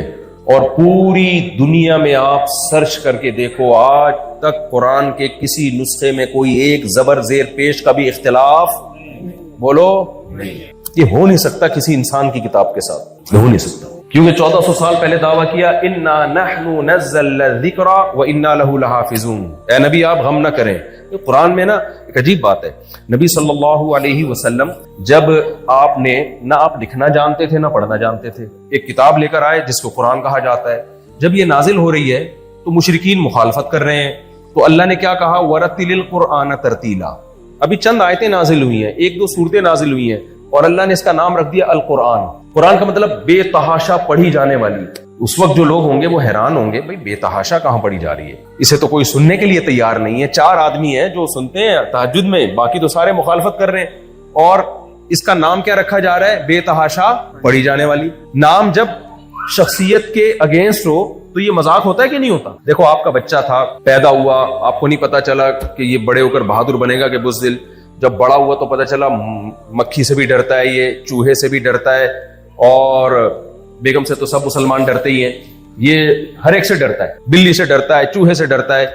تو اب کسی نے کہا بھائی شناختی کارڈ میں اس کا نام جو ہے نا، جو آپ نے پہلے نام رکھا تھا وہ اچھا نام نہیں ہے، اس کا نام چینج کر دو. پہلے کوئی بھی غفار، ستار کوئی بھی نام تھا تو کسی بھی ضرورت سے آپ کو نام چینج کرنے کی نوبت آئی. آپ نے اس کا نام رکھ دیا بہادر خان. لوگ بولیں گے بس کرو یار، وسیم رکھ دیتے، سلیم رکھ دیتے، سمندر خان رکھ دیتے، چنگیز خان رکھ دیتے، کم از کم بہادر خان اس پہ سوٹ بولو نہیں. جو بچہ چھپکلی سے ڈرتا ہے اس کا نام بہادر خان رکھ رہے ہو، لوگ مذاق اڑائیں گے کہ نہیں اڑائیں گے؟ اللہ میاں نے قرآن کا نام قرآن اس وقت رکھا جب کوئی پڑھنے کے لیے اور سننے کے لیے تیار نہیں تھا. یہ نام کی سلیکشن انسان کی طرف سے نہیں ہو سکتی، یہ اسی ذات کی طرف سے ہو سکتی ہے جسے معلوم ہے کہ اس کے لیے سب سے زیادہ سوٹیبل نام یہی ہے اس کتاب کے لیے. کیونکہ دنیا میں جتنا اسے پڑھا جائے گا اتنا دنیا میں کسی کتاب کو نہیں پڑھا جائے گا، جتنا اسے سنا جائے گا اتنا کسی کتاب کو نہیں سنا جائے گا، جتنا اسے سمجھ کے پڑھا جائے گا اتنا کسی کتاب کو سمجھ کے بھی نہیں پڑھا جائے گا، جتنا اسے بے سمجھے پڑھا جائے گا اتنا کسی کتاب کو بے سمجھے بھی نہیں پڑھا جائے گا. یہ وہ واحد کتاب ہے جسے کھڑے ہو کے پڑھا جائے گا، کھڑے ہو کر سنا جائے گا. یہ وہ واحد کتاب ہے جسے باوضو ہو کے پڑھا جائے گا، باوضو ہو کے سنا جائے گا. یہ وہ واحد کتاب ہے جسے ایک ایک وقت میں 5 لوگ حرم میں گول دائرے میں کھڑے ہو کر تراویح میں سن رہے ہوں گے. یہ وہ واحد کتاب ہے جسے رمضان میں کروڑوں لوگ، کروڑوں حافظ ایک ہی وقت میں پوری دنیا میں نماز میں کھڑے ہو کر پڑھ رہے ہوں گے. اتنا پروٹوکول جس کتاب کو دیا جائے گا اسی کو قرآن کہا جا سکتا ہے. تو نام اس وقت قرآن رکھا جا رہا ہے جب یہ پروٹوکول کا اس کا 1000واں حصہ بھی نہیں تھا. یہ اس کی علامت ہے، یہ کتاب انسانوں کی بنائی ہوئی کتاب نہیں ہے، ورنہ اتنا پروٹوکول نہیں مل سکتا تھا بھائی، ناممکن تھا. اور آپ یہ عجیب بات دیکھو کہ جب یہ کتاب نازل ہوئی ہے نا، اچھا قرآن وہ واحد کتاب ہے جس میں مصنف کا نام نہیں ہے. آپ جب بھی کوئی کتاب خریدتے ہو نا، سب سے پہلے آپ دیکھتے ہو بھائی رائٹر کون ہے. یہ واحد کتاب ہے جس پہ رائٹر کا نام بولو نہیں. محمد صلی اللہ علیہ وسلم سے جب پوچھا جاتا تھا کون ہے، کہا کہ یہ کس کا کلام ہے؟ اللہ کا. یہ وہ واحد کتاب ہے جو کتاب کو پیش کرنے والا ہے وہ اس میں چینجنگ نہیں کر سکتا. نبی صلی اللہ علیہ وسلم کے پاس مشرکین آئے اور کہنے لگے کہ آپ جو کتاب لے کر آئے ہو جس کو آہستہ آہستہ لوگوں نے فالو کرنا شروع کر دیا ہے، اب لوگ تو ہمارے ہاتھ سے نکلتے جا رہے ہیں تو ہم بھی دشمنی نہیں چھوڑیں گے، تو ایسا کرتے ہیں ہم کمپرومائز کا راستہ اختیار کر لیں. جو کتاب متنازع ہوتی ہے تو مصنف سے ریکویسٹ کی جاتی ہے کہ بھائی ٹھیک ہے کچھ مضمون ٹھیک ہے یہ، لیکن ہاتھ تھوڑا سا کیا رکھ لو بھائی، ہلکا رکھ. ایسا ہوتا ہے کہ نہیں ہوتا؟ تو مشرکین نے نبی صلی اللہ علیہ وسلم سے کہا کہ بھئی آپ ایسا کریں، اس میں جو ہمارے بتوں کے بارے میں یہ جو کہا جا رہا ہے نا، یہ جو ہم پتھر کے بت بنا کے ان کے سامنے جھکتے ہیں، تو قرآن یہ کہہ رہا ہے الہم ارجل یمشون بہا، کیا ان پتھروں کے بنائے ہوئے بتوں کے پاؤں ہیں جس سے یہ چل سکتے ہیں؟ الہم ایدی یبطشون بہا، یہ قرآن کی آیتیں پڑھ رہا ہوں میں، کیا ان کے ہاتھ ہیں جن سے یہ پکڑ سکتے ہیں؟ ام لہم اعین یبصرون بہا، کیا ان کی آنکھیں ہیں جس سے یہ دیکھ سکتے ہیں؟ ام لہم آذان یسمعون بہا، کیا ان کے کان ہیں جن سے یہ سن سکتے ہیں؟ اب ظاہر ہے نہ ان کی ٹانگیں ہیں جن سے یہ چل سکتے ہیں. کسی مندر میں جس بھگوان کو لا کے رکھ دیا گیا قیامت تک وہ وہی بیٹھا رہے گا اپنی جگہ سے، کچھ بھی ہو جائے وہ ہلنے کا نام نہیں لے گا، وہ دیکھ نہیں سکتا، وہ سن نہیں سکتا. مشرکین نے کہا اس قسم کی جو آیتیں ہیں وہ ہمیں ٹینشن دیتی ہیں، یہ والی آیتیں آپ کیا کر لیں، نکال لیں. ٹھیک ہے اللہ کی توحید بیان کریں لیکن بتوں کا تذکرہ آپ کیا کر دیں، نکال دیں. تو نبی صلی اللہ علیہ وسلم نے یہ نہیں فرمایا ٹھیک ہے میں اس پہ ابو بکر عمر سے مشورہ کرتا ہوں، ہم غور کرتے ہیں، اگر کوئی کمپرومائز کا راستہ نکلتا ہے تو کیا ہوگا، ٹھیک ہے اس پہ ڈسکشن ہو سکتی ہے. بات چیت اور مذاکرات کے ذریعے مسائل ہمیشہ سے کیا ہوتے ہیں، سوائے میاں بیوی کے کبھی حل نہیں ہوتے ہیں، بڑھتے ہیں. میاں بیوی کے مسائل مذاکرات سے ہمیشہ کیا ہوتے ہیں، خراب ہی ہوتے ہیں، یاد رکھو. اس لیے میاں بیوی میں جب پھڈا ہو نا تو بس ٹائم گزارو، خود ہی سیٹ ہو جائے گا، وہ ٹھیک کرنے کی کوشش نہیں کرنی. یہ تجربے کی بات بتا رہا ہوں، ہاں تجربے کی بات بتا رہا ہوں. جب آپ کی بیوی بولے نا کہ میری ماں بیٹھے گی یہ مسئلہ حل کرنے کے لیے تو آپ بولو پھر میری بھی ماں بیٹھے گی یہ مسئلہ حل کرنے کے لیے. نیت یہ نہیں ہو کہ میں اپنی ماں کو واقعی بٹھاؤں گا، بولا ڈیلے کرو پھڈا، ایسا نہ اس کی ماں کے پاس بیٹھ جاؤ، مسئلہ اس سے پروگرام بڑھ جائے گا، اس سے کون بیٹھ کے حل کرے گا. نیت یہ کرو کہ کون بٹھائے گا، دونوں کی مائیں بیٹھ گئی پھر تو کبھی بھی حل نہیں ہوگا، بس بات ڈیلے کرنے کے لیے. پھر وہ کہ اچھا ٹھیک ہے اپنی ماں کو بٹھاؤ، بولے نہیں تم اپنے باپ کو بٹھاؤ، میں اپنے باپ کو. اس طرح 3 دن گزارو، سیٹ ہو جائے گا معاملہ، خود ہی سیٹ ہو جائے گا. یہ رشتہ ایسا ہے نا کہ یہ جرگوں سے حل نہیں. جرگوں تو جب خدا نخواستہ طلاق تک نوبت آ رہی ہو پھر جرگا شرگا بٹھاؤ، اس سے پہلے اسی طرح ٹائم پاس کرو. یہ دنیا کیا ہے بھائی، مسافر خانہ ہے، اسی طرح گزرے گی اور بچے بھی ہو جائیں گے اسی میں. ہمارے ایک دوست تھے، ان کی اتنا بیوی سے پڈا رہتا، تو ایک دن میں نے کہا کہ یار ہر وقت لڑتے ہی رہتے ہو تو کیا مسئلہ. کہتے کیا کریں ابھی چوتھا بچہ ہونے والا ہے جو ہے نا، ابھی مجھے فکر ہو رہی ہے. تو میں نے کہا دیکھو لڑائی بھی ہو رہی ہے اور ماشاءاللہ بچے بھی صحیح ہے، اس کا مطلب تعلقات اتنے خراب نہیں ہیں. تو نبی صلی اللہ علیہ وسلم سے انہوں نے کہا، مشرکین نے کہا کہ بھائی کمپرومائز کر لیں. تو ایسا نہیں ہے کہ آپ صلی اللہ علیہ وسلم نے صحابہ سے مشورہ لیا ہو، کبھی دیکھ لیتے ہیں، ذرا بات کر لیتے ہیں، بات چیت سے اگر مسئلہ حل ہوتا ہے. سورہ یونس کی آیتیں نازل ہو گئی. قل ما یکون لی ان ابدلہ من تلقاء نفسی، اے نبی ان سے کہہ دیجئے کہ میرے بس میں نہیں ہے کہ میں اپنی طرف سے اس کو تبدیل کر دوں، بلکہ میں تو اس میں تمہیں ایک اور بات ایڈ کر کے بتاتا ہوں. تم بات کر رہے ہو کہ اس میں تبدیلی کر دو، تبدیلی کا تو سوال ہی پیدا نہیں ہوتا، یہ میرے بس میں نہیں ہے. بلکہ قل ما یکون لی ان ابدلہ من تلقاء نفسی ان اتبع الا ما، کیا اگلی آیت مولوی صاحب، نہ قل ما یکون لی ان ابدلہ من تلقاء نفسی، میں اس کو اپنی طرف سے چینج نہیں کر سکتا. اور اسی سے ملتی جلتی آیت یا تو یہی ہے، یہ اسی سے ملتی جلتا مضمون ہے. انی اخاف ان عصیت ربی عذاب یوم عظیم، مجھے ڈر ہے کہ اگر میں نے خود ان آیات کو فالو نہ کیا تو جس عذاب سے میں تمہیں ڈرا رہا ہوں مجھے ڈر ہے کہ وہ عذاب میرے اوپر نہ آ جائے. جتنا تم اس کے حکم کے پابند ہو 100% اتنا ہی میں بھی اس کے احکام کا پابند ہوں. میرے اور تم میں اس کے حکم کو فالو کرنے میں کوئی فرق نہیں ہے. مجھ سے بھی اسی طرح سوال ہوگا جیسے تم سے سوال ہوگا. میرا کام پیغام پہنچا دینا ہے. میں پیغمبر ہوں، میسنجر ہوں، میں گاڈ نہیں ہوں، میں خدا نہیں ہوں. خود یہی بات پیغمبر صلی اللہ علیہ وسلم کے برحق ہونے کی بہت بڑی دلیل ہے. آج کوئی مذہبی رہنما جو باطل مذہب کے لوگ ہوتے ہیں یا باطل لوگ ہوتے ہیں، ذرا سی عزت ملتی ہے تو لوگوں کو کس کی طرف لانا شروع کر دیتے ہیں، اپنی طرف. ہمارے نبی نے معجزے بھی دکھائے، چاند سے 2 ٹکڑے کر کے دکھائے. آپ صلی اللہ علیہ وسلم نے اپنے ہاتھ مبارک کو پانی میں ڈالا تو اس میں چشمہ پھوٹ گیا اس سے. اس کے باوجود جب کوئی پوچھتا کہ آپ کے پاس اختیارات ہیں، آپ جواب کیا کہتے؟ قل سبحان ربی هل كنت الا بشرا رسولا، میں تمہاری طرح کا انسان ہوں، یہ سب کچھ میرے اختیار میں نہیں. اللہ جب چاہتا ہے تو کر دیتا ہے، جب نہیں چاہتا تو کچھ بھی نہیں ہوتا. ما کان لبشر، اللہ فرماتے ہیں کسی بشر کی یہ مجال نہیں ہے کہ اللہ تعالیٰ اس کو نبی بنا دے، پیغمبر بنا دے اور وہ لوگوں کو اللہ سے ہٹا کے اپنی طرف لانا شروع کر دے. کسی بشر میں یہ مجال نہیں ہے. حالانکہ پیغمبر صلی اللہ علیہ وسلم چاہتے تو جو آپ کو عزت صحابہ کے ایمان لانے کے بعد ملی تھی اللہ سے ہٹا کے کس کی طرف لگا سکتے تھے؟ اپنی طرف. صحابی رسول نے دیکھا ایک اونٹ نے آ کے نبی صلی اللہ علیہ وسلم کو سجدہ کیا. صحابہ نے کہا یا رسول اللہ ہم اس بات کے زیادہ لائق ہیں کہ آپ کو سجدہ کرے، بتاؤ بہترین آپشن تھا نا، بہترین آپشن تھا نا. نبی نے کیا فرمایا؟ لو كنت آمر احدا ان يسجد لاحد لامرت النساء ان يسجدن لازواجهن. نا اللہ کے سوا کسی کو سجدہ جائز نہیں. اگر ہوتا تو میں عورت کو حکم دیتا اپنے شوہر کو سجدہ کرے، کسی کے لیے جائز نہیں. کبھی نبی نے کسی کو اپنے سامنے جھکنے کی اجازت نہیں دی ہے. جب رسول اللہ صلی اللہ علیہ وسلم کی وفات ہوئی ہے صحابہ کرام کے بہت زیادہ غمزدہ ہو گئے.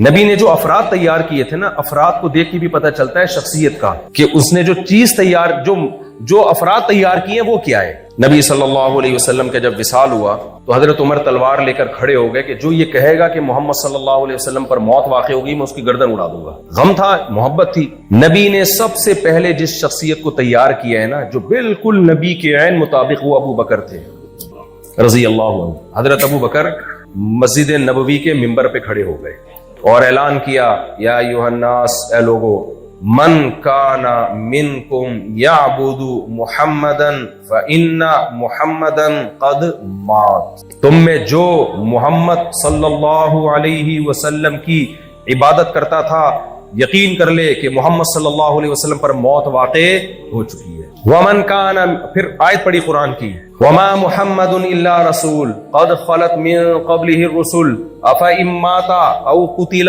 انقلبتم على اعقابكم. قرآن کی آیتیں پڑھی کہ محمد صلی اللہ علیہ وسلم ایک رسول ہیں، اگر ان پر موت واقع ہو گئی یا وہ قتل کر دیے جائیں میدان جنگ میں تو کیا تم دین سے پھر جاؤ گے؟ دین پہ محمد صلی اللہ علیہ وسلم کی وجہ سے تھوڑی چل رہے ہو، دین پہ کس کی وجہ سے چل رہے ہو؟ جس خالق کا پیغام لے کر، وہ تو میسنجر آف گاڈ ہے. اپنی شخصیت کو اتنا کلیئر رکھنا، اتنی عزت کے باوجود، کیا یہ معاذ اللہ کسی جھوٹے پیغمبر میں یہ کوالٹی ہو سکتی ہے؟ یہ ناممکن ہے. کیسے افراد تیار کیے، ان کو بتا دیا بھائی میری پوزیشن میسنجر آف گاڈ کی ہے، میں گاڈ نہیں ہوں، جو خدا ہے آسمانوں میں، عبادت اسی کی کرنی ہے. تو حضرت ابو بکر نے کیا فرمایا، من کان منکم یعبد محمدا فإن محمدا قد مات. اگر جو محمد صلی اللہ علیہ وسلم کی عبادت کرتا تھا، یہاں عبادت کا مطلب کیا، ان کی وجہ سے دین پہ چلتا تھا، ان کو خوش کرنے کے لیے، ان کی موت واقع ہو گئی. ومن کان منکم یعبد اللہ، اور جو اللہ کی عبادت کرتا تھا نا نبی کی زندگی میں، فإنہ حی لا یموت، وہ آج بھی زندہ ہے، اس پر موت کبھی بھی نہیں آئے. یہ اتنی کلیئرٹی یہ کسی دین برحق میں ہی ہو سکتی ہے، یہ کسی باطل دین میں نہیں ہو سکتی. تو انہوں نے کہا کہ آپ چینج کریں. نبی نے کیا فرمایا، میں اس میں چینجنگ نہیں کر سکتا. تو قرآن سب سے زیادہ پڑھا جاتا ہے، سب سے زیادہ سنا جاتا ہے، دنیا میں سب سے زیادہ فالو بھی قرآن کو کیا جا رہا ہے. یہ بھی قرآن کی صداقت کی دلیل ہے. میں ایک چند مثالیں دیتا ہوں تاکہ آپ کو یقین تو آئے نا کہ یہ اللہ کا کلام ہے. انسانوں میں اتنی پاور نہیں ہے کہ لوگوں کو اس طرح سے موٹیویٹ کرے. وہ دیکھو ڈاکٹر صاحب آج کل لوگوں کو مشورہ دے رہے ہیں کم کھاؤ، دے رہے کہ نہیں دے رہے؟ کتنے لوگوں نے کم کھا لیا؟ کوئی ڈاکٹر نہیں کھا رہا کم، لوگوں کو بتا رہا ہوتا ہے ڈاکٹر سگریٹ نہ پیو، اور سگریٹ کے دھوئیں ناک سے بھی نکال رہے ہوتے ہیں اور منہ سے بھی، اور بتا رہا ہوتا ہے سگریٹ صحت کے لیے کیا ہے. بیسیوں ڈاکٹروں کو ہم نے دیکھا سگریٹ پی رہے ہوتے ہیں. سگریٹ نہیں چھوٹ رہی، ڈاکٹروں سے نہیں چھوٹ رہی. وہ لوگوں کو کہہ رہے کم کھاؤ، لیکن لوگوں کو کہہ رہے فاسٹنگ کرو، ایک ٹائم کا کھانا چھوڑ دو. چھوڑ دیا لوگوں نے، بہت کم لوگ. قرآن کی ایک آیت نازل ہوئی ہے، شہر رمضان الذی من شہید منکم الشہر فلیصم. نازل کس پر ہو رہی ہے؟ جو امی ہیں، نہ لکھنا جانتے ہیں اور نہ پڑھنا جانتے ہیں. ان پر ایک آیت نازل ہوئی ہے کہ جو رمضان کا مہینہ پائے اسے چاہیے صبح صادق سے لے کے غروب آفتاب تک کئی گھنٹے بنتے ہیں یہ، اس وقت کیا کرے؟ وہ کھانے پینے کا ناغہ کرے. آج کروڑوں انسان 1400 سال گزرنے کے باوجود بھی قرآن کے اس حکم کو فالو کر رہے ہیں. اس میں کہاں سے ایسی موٹیویشن آ گئی بھائی؟ ایک آرڈر چلا ہے اور پورا سعودیہ روزے رکھتا ہے، پورا یو اے ای جو مسلمان ہے، پاکستان، انڈیا، بنگلہ دیش، اکثریت روزے رکھ رہی ہے جن کی تعداد کروڑوں میں بنتی ہے، چاہے وہ عربی ہو چاہے وہ اجمی ہو. یہاں بھی رکھتے ہوں گے روزے لوگ. یار ایسا کھانا پینا دنیا کی کوئی فیک کتاب چھڑوا سکتی ہے کسی سے؟ ناممکن ہے. یہ اتنی طاقت اور اتنی زبردست موٹیویشن کسی جھوٹی کتاب میں نہیں ہو سکتی، ناممکن ہے. نماز کو دیکھ لو، وضو کروایا، اس وقت سے 1400 سال سے مسلمان نماز سے پہلے کیا کرتے آ رہے ہیں؟ وضو کرتے آ رہے ہیں. ورنہ 5 ٹائم کسی ڈاکٹر کو بولو کہ کسی سے منہ دھلوا کے دکھا دے، نہیں دھلوا سکتے. تو کس قدر، یعنی جتنے بھی حکام، جو بھی اسلام آج دنیا میں زندہ ہے، آپ حج کو دیکھ لو، کروڑوں لوگ اگر ہر سال کے حساب سے دیکھا جائے تو چند سالوں میں کروڑوں لوگ حج کر کے آ جاتے ہیں. آپ کا کیا خیال ہے وہاں جا کے ان کو پیسے ملتے ہیں کیا؟ کسی قوم کا تہوار اور عبادت اتنی مہنگی ہے جتنی مسلمانوں کی ہے؟ مجھے بتاؤ نا. کسی قوم، کوئی بھی دنیا کی قوم جو کسی مذہب کو فالو کرتی ہے، بھائی ادھر توجہ رکھیں، بچوں کو تھوڑا کنٹرول کریں. دنیا کی کوئی بھی قوم، یہ کھانا شانا بعد میں لگا دیں تاکہ بیان میں ڈسٹربنس نہ ہو، بیان میں لوگ ڈسٹرب نہ ہو. تو کیونکہ کھانا آئے گا نا تو پھر آپ کا بھی دل ادھر جائے گا، میرا بھی دل ادھر جائے گا. ہم سب مسلمان ہیں، آپ کو پتہ ہے. تو جتنا خرچہ مسلمانوں کے تہواروں پر ہوتا ہے اور حج پہ ہوتا ہے، دنیا کے کسی مذہب کے ماننے والوں کی عبادت پہ اتنا خرچہ نہیں. آپ بتاؤ کسی ہندو کو کہ ہم جو حج کرنے جاتے ہیں نا 15 لاکھ میں ہو رہا ہے, کرتے کیا ہیں؟ وہاں جا کے اللہ کے گھر کے گرد گھومے, عرفات میں اسٹے کیا, دھوپ میں کھڑے ہوئے, اور اس کا صلہ کیا ملتا ہے؟ 15 لاکھ خرچ کرنے کا صلہ ملتا ہے کہ جو بال لے کر گئے تھے وہ وہاں چھوڑ کے واپس آ جائے, سر مڈا کے آتے ہیں. اللہ میاں بھی کہتے ہیں اب تم حج کر کے آئے ہو, انعام کیا ملے گا؟ ٹرینڈ کرا کے آؤں گا. تھوڑی سی جو پرسنالٹی تھی اس کی بھی ایسی کی کیسی ہو, ٹرینڈ کرا کے آؤ گے وہاں سے, ورنہ احرام کھلے گا نہیں تمہارا. قربانی کی الگ خرچہ, اور جو ٹینشن ہوتی ہے وہاں چلنا, کتنا کراؤڈ, کیا ہے وہی قرآن نے ایک دفعہ کہہ دیا وَلِلَّهِ عَلَى النَّاسِ حِجُّ الْبَيْتِ, لوگوں پر لازم ہے اللہ کے لیے میرے گھر کی زیارت کریں. کروڑوں اربوں لوگ, کروڑوں لوگ گئے اور اللہ کے گھر کی زیارت آج بھی کر کے آ رہے ہیں, اتنی بے دینی کے باوجود ایک آیت پر عمل کرنے کے لیے. اور یہ آیت پیش کرنے والے وہ ہیں جو نہ لکھنا جانتے اور نہ پڑھنا. ایسی موٹیویشن کہاں سے آ گئی بھائی؟ اتنی ترغیب کیسے مل گئی لوگوں کو؟ کسی جھوٹی کتاب پر ایسا عمل بولو ممکن نہیں ہے. کر لیتے 4 لوگ کر لیں گے, 4 کروڑ نہیں کر سکتے, 4 ارب نہیں کر سکتے. قربانی کو دیکھ لو آپ, قربانی کی فضیلت قرآن نے بیان کی, حدیث نے بیان کی. سب سے مہنگا ترین تہوار غیر مسلموں کے تہوار ہیں, اتنا خرچہ نہیں ہوتا, اور عیاشی ان کی بہت ہوتی ہے ان تہواروں میں. مسلمانوں کے پاس عید اور عید الاضحیٰ 2 عیدیں ہیں نا, 2 تہوار, اس میں بھی ان کی جیب سے نکلتا ہے, اپنے لیے اتنا نہیں نکلتا جتنا غربا اور مسکینوں کے لیے نکلتا ہے. عید الفطر میں جو فطرانے کی رقم اگر آپ کاؤنٹ کرو نا, اربوں روپے بنتی ہے جو غریبوں کے پیٹ میں جاتا ہے. تہواروں میں خوشی کیا ہے؟ امیر کس کو کھلا رہا ہے؟ غریب کو. اور قربانی مالدار لوگ کرتے ہیں, اتنا کھاتے نہیں ہیں جتنا اس قربانی کے گوشت سے غریب لوگ فائدہ اٹھاتے ہیں. ایسا نظام محمد صلی اللہ علیہ وسلم دے کر گئے ہیں. یہ کسی انسان کا خود ساختہ نظام نہیں ہو سکتا. انسانوں کی بنائی ہوئی کرسمس ہے, ہندوؤں کی ہولی ہے, اس تہواروں کو دیکھو اور مسلمانوں کے تہواروں کو دیکھو. مسلمانوں کا تہوار محمد صلی اللہ علیہ وسلم نے پیش کیا, جو نہ لکھنا جانتے اور نہ پڑھنا جانتے, اور تہذیب یافتہ قوم میں پیدا ہی نہیں ہوئے. کیسا بہترین تہوار دے کر گئے, کیسا بہترین وراثت کا نظام دے کر گئے, کیسا بہترین نکاح اور طلاق کا نظام دے کر گئے, کیسا بہترین نماز اور روزے کا نظام دے کر گئے.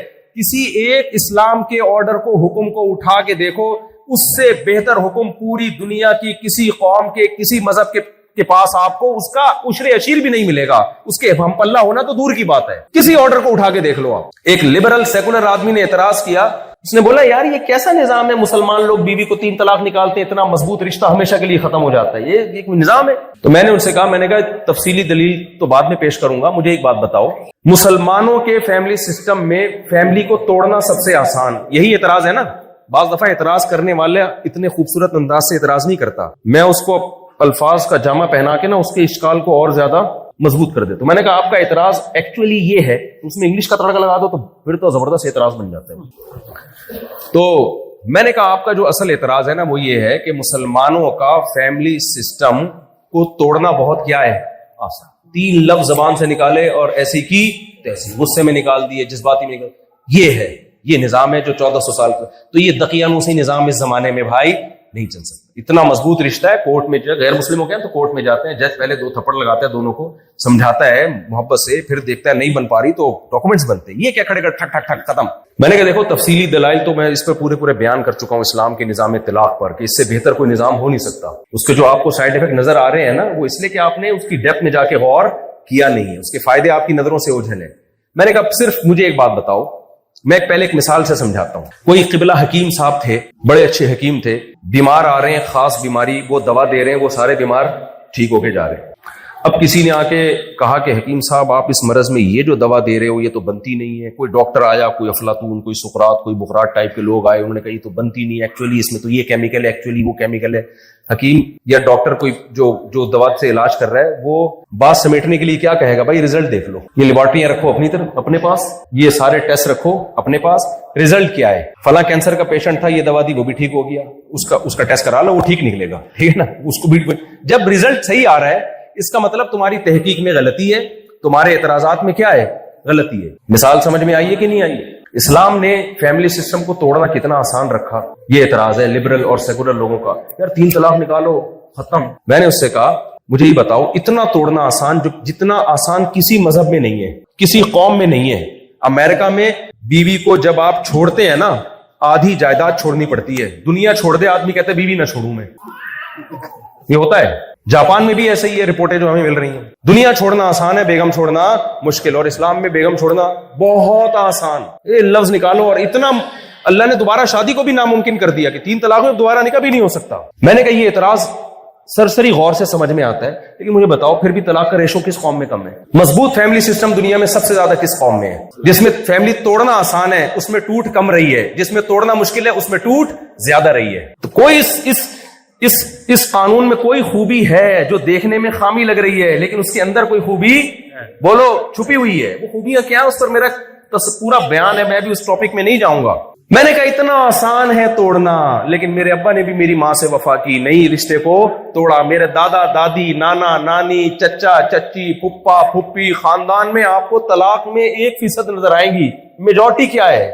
وہ ڈیورس نہیں دیتی. اور اب تو رجحان بڑھ گیا ہے ڈیورس کا, وہ اسلام سے دور ہونے کی وجہ سے بڑھا ہے. اب تو اس لیے رجحان بڑھا. دنیا میں سب سے زیادہ فیملی کو توڑنا مسلمانوں میں آسان, لیکن فیملی ٹوٹنے کا ریشو مسلمانوں میں سب سے کم ہے. کوئی حسن ہے ان احکام میں جو میری اور آپ کو سرسری غور سے سمجھ میں نہیں آ رہا, لیکن 1400 سال پہلے محمد صلی اللہ علیہ وسلم نے بتایا. جو نہ لکھنا جانتے اور نہ پڑھنا جانتے, اٹ مینس کہ یہ محمد صلی اللہ علیہ وسلم کا پیش کردہ نظام نہیں تھا.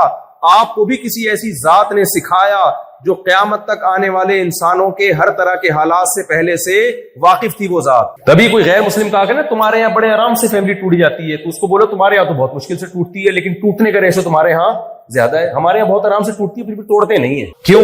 ایک چھوٹی سی حکمت بتا دوں میں. آپ کے پاس ایک گلاس ہے لوہے کا جسے توڑنا بہت مشکل ہے, لیکن اس کو توڑنے پر آپ کو مل رہے ہیں پیسے. آپ لوہار کے پاس جا کے توڑوا دو گے. اور ایک گلاس ہے شیشے کا, کانچ کا, لیکن بڑا قیمتی ہے, اسے توڑنا بہت آسان ہے, لیکن آپ پھر بھی اس کو توڑنے کی کوشش, آسان تو لیکن توڑو گے نہیں. اسلام نے جو نکاح کا سسٹم بنایا ہے نا, خواتین سے پیشگی معذرت, بہت دفعہ معذرت, میں 100 رکعت توبہ کے پڑھ لوں گا, اب یہ بولنا پڑ رہا ہے مجھے. ایسا نظام اللہ نے بنایا ہے نکاح کا کہ جتنی خواتین پیدا ہوتی ہے نا, سپلائی ہوتی ہے, اس کے مقابلے میں ڈیمانڈ ان کی زیادہ رکھی ہے, تاکہ جب کوئی عورت کسی مرد کے نکاح میں آئے تو مشکلات سے آئے, اس کو مارکیٹ میں عورت میسر نہ ہو. یہ تو اب ہول سیل کے حساب سے طلاق یافتہ کنواری اور بیوائیں اتنی زیادہ ہو گئی ہیں کہ مرد کی نظر میں عورت کی ویلیو ختم ہو گئی, ورنہ ایسا ہوتا نہیں تھا. جب 2-3 شادیوں کا رواج ہوتا ہے نا تو پھر عورت ملتی نہیں ہے, تو جس کو ملے گی اس کو پتا ہے توڑنا آسان ہے, مگر وہ توڑنے کی غلطی کرے گا نہیں, اس کو پتا ہے بڑی قیمتی چیز ہے. تو جب اس کی ڈیتھ میں جا کے غور کرو گے تو آپ کو پتا چلے گا بھائی نکاح طلاق میں بھی اسلام نے جو سسٹم پیش کیا ہے اس کا بھی کوئی آلٹرنیٹ دنیا میں کسی کے پاس نہیں ہے. تو میں جلدی سے ٹاپک کو بس سمیٹتا ہوں میں. تو بھائی قرآن جو ہے نا, قرآن یہ بھی بتاتا ہے کہ یہ وہ کتاب ہے جو اللہ کی طرف سے نازل کرتا ہے, اور اپنے ہونے کا ثبوت بھی قرآن خود ہی دیتا ہے. اب میں اصل بات کی طرف آتا ہوں تاکہ آپ کے دل میں قرآن کی عظمت تو بیٹھے نا. قرآن جو کہے گا آپ اس کو ویلیو تو دو. اب قرآن بتاتا ہے کہ اللہ بتاتا ہے, قرآن کا مطلب کون بتاتا ہے؟ اللہ. الحمد سے لے کے والناس تک ہر بات اس کی درست ہے. تو قرآن کیا کہتا ہے؟ تبارک الذی, جو قاری صاحب نے آج آیت پڑھی ہے, تبارک الذی بیدہ الملک وہو علی کل شیء قدیر الذی خلق الموت والحیات. اللہ وہ ذات ہے جس نے موت اور زندگی کو پیدا کیا. زندگی خود بخود پیدا نہیں ہو سکتی, ہو سکتی ہوتی تو روبوٹ میں جان کیوں نہیں پڑ گئی بھائی؟ ساری دنیا کے سارے انسان بھی روبوٹ کو زندہ نہیں کر پا رہے. اللہ کہتے ہیں میں ہوں جو حیات پیدا کرتا ہوں. آگے اللہ کیا کہتا ہے؟ لیبلوکم ایکم احسن عملا. کیوں بنایا میں نے تمہیں؟ تو اللہ تعالیٰ کیا کہتے ہیں؟ لیبلوکم ایکم احسن عملا. میں نے تمہیں پیدا کیا ہے ترقی کرنے کے لیے نہیں. ترقی اس کا ایک حصہ ہے, اس کا ایک حصہ ہے, وہ بھی اس میں شامل ہے, لیکن اصل مقصد وہ نہیں ہے. میں نے تمہیں پیدا کیا لیبلوکم ایکم احسن عملا. میں جانوروں میں یہ نہیں دیکھتا کون اچھا ہے کون برا ہے. میں نے ان کو فطرت پہ پیدا کیا اور اسی راستے پہ چلا دیا. کتا اگر وفادار ہے تو قیامت تک وفادار ہی رہے گا. وہ بے وفا ہے کوئی جانور تو ہمیشہ کیا رہے گا؟ وہ بے وفا. کتے کو دم ہلانے پر ثواب نہیں ملتا, شیر کو بہادری پہ نشان حیدر نہیں ملتا. وہ گاڈ اس میں سافٹ ویئر ہی بہادری والے. اس کو بلی اپنے بچوں کو شوق سے پالتی ہے. بچے جب بلی کے بڑے ہوتے ہیں تو اپنی ماں کو وہ بھول جاتے ہیں. اس بھولنے پر ان کو گناہ بولو نہیں ملتا. اللہ کہتے ہیں انسان کو جو میں نے پیدا کیا اس میں نے یہ صلاحیت رکھی ہے کہ وہ اچھا بھی بن سکتا ہے اور وہ برا بھی بن سکتا ہے. تو میں نے پیدا اس لیے کیا ہے کہ ایسی مخلوق کو میں آزمانا چاہتا تھا کہ ایسی مخلوق پیدا ہو, میں اس کو دیکھوں کہ کون اچھا بنتا ہے اور کون برا بنتا ہے. لہذا بلی کے بچے بڑے ہو کر اپنی ماں کو بھول جائیں, ان پہ کوئی ملامت نہیں ہے. انسان کا بچہ بڑا ہو کر یا 18 سال کا ہو کر اپنے ماں باپ کو چھوڑ کے چلا جائے, اللہ اسے جہنم کی آگ میں پھینک دے گا. سمجھتے ہو کہ نہیں سمجھتے ہو؟ آپ نے اپنے بلی یا مرغی کے بچے اپنی ماں کو بڑے ہو کر بھول جائیں, کوئی گناہ, بھائی بچوں کو کنٹرول کرے نا, کوئی گناہ نہیں ہے. لیکن اگر آپ بڑے ہو کر اپنے ماں باپ کو اولڈ ہوم میں جمع کرا دیں گے, آپ کو اللہ بولو نہیں چھوڑے گا. وہ بھائی بچوں کو سائڈ پہ لے کے جائیں, سب بچوں کو دیکھ رہے ہیں, میں بھی تو کسی کا بچہ ہوں نا, مجھے بھی تو دیکھ آپ ان کو لے جائیں. تو آپ اگر بڑے ہو کر اپنے ابا اما کو اولڈ ہاؤس میں جمع کرا دیتے ہو تو اللہ آپ کو بولو نہیں چھوڑے گا. تو قرآن کہہ رہے وَلَا تَقُلْ لَهُمَا اُفٍّ, ماں باپ کے سامنے بڑھاپے میں اف کرنے کی بھی اجازت نہیں ہے. اولڈ ہاؤس یا اولڈ ہوم تو بہت ہی دور کی بات ہے, برداشت کرنا ہے. نبی صلی اللہ علیہ وسلم جو میسنجر آف گاڈ ہے, آپ نے فرمایا اس پر اللہ کی لعنت ہو جس کو بوڑھے ماں باپ ملے بڑھاپے میں اور اس نے ان کی خدمت کر کے جنت کو اپنے اوپر واجب نہیں کر لیا. یعنی جنت کا اتنا بہترین آپشن جس نے ضائع کر دیا اولڈ ہاؤس میں جمع کرا کے یا گھر میں رکھ کے خدمت نہ کر کے, اس پر اللہ کی لعنت. میں اس کو مثال سے سمجھاتا ہوں, جیسے کوئی پاکستان میں نہ کمائے اس پر کوئی لعنت نہیں کر سکتا, نارمل ہے یار, آپ بے روزگاری ہے. لیکن کوئی جاپان آئے اور یہاں بھی نہیں کما رہا, اس پر پاکستانیوں کی استغفر اللہ, لوگ کہتے ہیں نا کہ کیا ہو یار تمہارے پاس تو کمانے کا آپشن ہے, اتنی اچھی تنخواہیں, تم بھی اگر غریب ہو تو لوگ کہتے ہیں لعنت ہے. کہتے ہیں کہ نہیں کہتے یار تو یہاں رہ کے بھی غریب ہے, کہتے نہیں کہتے یار تف ہے تمہارے اوپر, لعنت کا لفظ ذرا گاڑا ہو جاتا ہے, تف ہے, کہتے ہیں کہ نہیں کہتے؟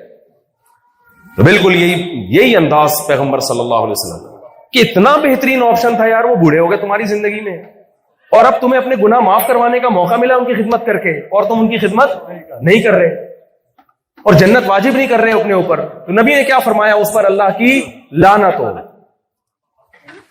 اس چیز کی میرے بھائی جاپانیوں کو بھی کیا ہے, بہت شدید ضرورت ہے. یہ جو صحافی نے کالم لکھا تھا نا, جاپانیوں کو کیا سمجھانے آ رہے ہو, خالی لائن میں چلنا ہی سب کچھ نہیں ہوتا.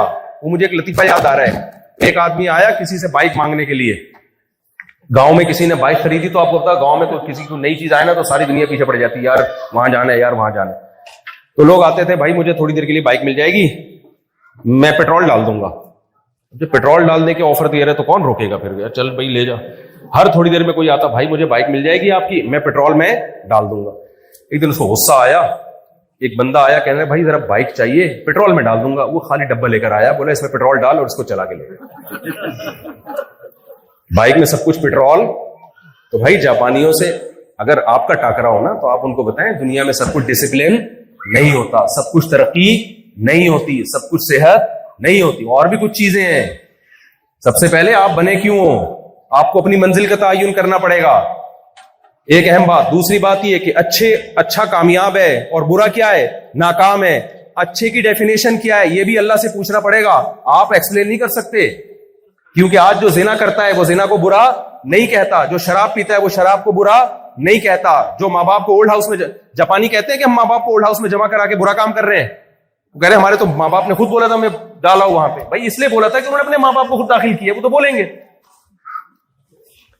دنیا میں جو برائی عام ہو جاتی ہے لوگ اس برائی پہ لیبل کیا لگا دیتے ہیں, اچھائی کا. ہومو سیکسولیٹی, جو لوگ ہومو سیکسولیٹی میں پڑے ہوئے ہیں وہ اس کو برا کہتے ہیں. انہوں نے تو لا پاس کروا کے لیگل کر دیا اس کو. تو قرآن کا دوسرا کمال یہ ہے جو آپ کو جاپانیوں کو بتانے کی ضرورت ہے دلائل کے ساتھ, وہ یہی ہے بھائی اچھائی اور برائی انسان طے نہیں کریں گے. انسان جب بھی اچھائی کو ایکسپلین کرتے ہیں سب سے پہلے اپنا سیف سائڈ رکھتے ہیں اپنے لیے. جو چرس پیتا ہے وہ چرس کے خلاف کبھی بھی قانون پاس نہیں ہونے دے گا. انسانوں سے تھوڑی پوچھا جائے گا اچھا کیا ہے برا کیا ہے. اس لیے اس میں بھی اللہ نے گائیڈ کر دیا. تو اللہ نے بتا دیا توحید اچھی ہے. شرک کیا ہے؟ ہندو شرک کو برا کہے گا کیونکہ وہ اپنے باپ دادا سے پوچھتا ہے. وہ تو بت پرستی کے آدمی ہے. بھائی خدا سے پوچھو, قرآن سے پوچھو. اللہ کہے گا میں پتھروں کے بنے ہوئے بتوں کے سامنے جھکنے کو پسند نہیں کرتا. جس نے بنایا صرف اسی کے سامنے جھکنا پڑے گا. اللہ سے اگر ہم پوچھتے ہیں, انسانوں سے پوچھو کہ زنا بری چیز ہے, لوگ کہیں گے بھائی اگر لیگل ہے تو بری چیز نہیں ہے, انلیگل ہے تو کیا ہے؟ بری ہے. اللہ کیا کہتا ہے؟ لیگل ہو یا انلیگل ہو, لا تقربوا الزنا, زنا کرنا تو دور کی بات, زنا کے قریب پھٹکنے کی بھی تمہیں اجازت نہیں ہے. شرابیوں سے پوچھو شراب بری چیز ہے یا نہیں. امریکہ کی گورنمنٹ سے, جاپان کی گورنمنٹ سے پوچھو, گورنمنٹ کہے گی بھائی اگر ایک خاص مقدار میں پی ہے, لیول میں پی ہے تو اچھی ہے. اگر اس کوانٹٹی سے تجاوز کرتے ہو کہ پتہ ہی نہیں چلتا پینے کے بعد کہ میں نے کن کو نکالنا تھا اور کن کو نکال دیا. وہ فائر بریگیڈ کے عملے میں ایک بندہ تھا, شراب پی کے آیا تھا. وہ اتنے بندوں کو نکال کے لے آیا نا, اور خوش ہو رہا ہے دیکھو میں پی کے آیا ہوں اور میں نے کتنے بندوں کی جان بچا لی. لوگوں نے کہا سارا وہ عملہ نکال دیا تو آگ بجھانے کے لیے آیا, بتاؤ انہیں کو نکال دیا. تو شرابی سے پوچھو گے, دنیا سے پوچھو گے, وہ کہیں گے بھائی اگر ایک خاص مقدار میں ہے تو ٹھیک ہے, اس سے تجاوز مت کرو. اللہ کیا کہتا ہے؟ ایک قطرہ بھی کیا ہے شراب کا نجس ہے, ناپاک کے کپڑوں پہ لگ جائے نماز نہیں ہوتی, پینا تو دور کی بات ہے. تو یہ بھی ہے بھائی, یہ بھی جہان ہے. آپ ان لوگوں سے پوچھو خاندان کو بنانا اور جوڑنا اچھا کام ہے برا کام ہے, یہ کہیں گے پرسنل آپ کا مسئلہ ہے. آپ اگر نکاح کر کے بچے پیدا کرتے ہو نہیں کرتے, یہ آپ کا ہیڈک ہے, یہ گورنمنٹ کا ہیڈک نہیں. آپ اچھا شہری وہی ہے جو ٹیکس ٹائم پہ دیتا ہو. اللہ سے پوچھو گے, اللہ کہے گا جو نکاح نہیں کرتا یا دیر سے کرتا ہے وہ برا ہے. جو بر وقت کرتا ہے اور اس کی اولاد بھی ہوتی ہے وہ کیا ہے؟ وہ اللہ کے حکم پر عمل کر رہا ہے.